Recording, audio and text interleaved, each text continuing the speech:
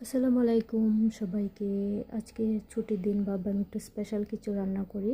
আমি এখানে রোস্ট রান্না করেছি, ভাবলাম যে আপনাদের সাথে একটু শেয়ার করি। প্রথমে আমি চিকেনগুলো ভালোভাবে ফ্রাই করে নিয়েছি। তারপরে এখানে আমি আবার তেল দিয়ে দিয়েছি, তেলে পেঁয়াজ কুচি দিয়ে একটু লাল করে ভেজে ওখানে যে পেস্টটা আমি রেখে দিয়েছিলাম, পেঁয়াজ রসুন আদা, তারপর হচ্ছে জিরা ধনিয়া, সামান্য পরিমাণ মরিচের গুঁড়ো, জয়ফল জয়ত্রী, তারপর হচ্ছে টক দই, মানে সব উপকরণ দিয়ে আমি আগে থেকে পেস্টটা রেডি করে রেখেছিলাম, পরিমাণ মতো লবণ। তারপর আমি এখানে দিয়ে চিকেনগুলো দিয়ে দিয়েছি, দিয়ে একটু ভালোভাবে আমি একটু কষিয়ে নেব। মানে যারা নতুন রাঁধুনি আছেন তাদের জন্য খুবই সহজ এই রোস্ট রান্নার রেসিপিটা, অনেকের কাজে আসতে পারে। তারপর আমি দিয়ে দিলাম দুধ।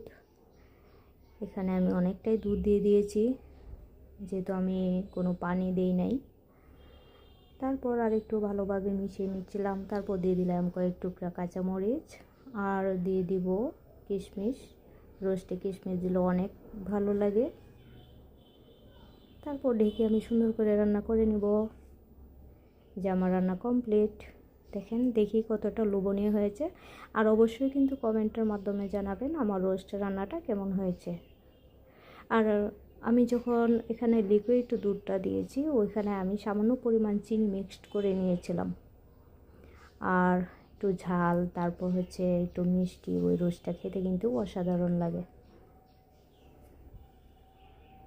আপনারাও ওইভাবে ট্রাই করতে পারেন। Thanks for watching.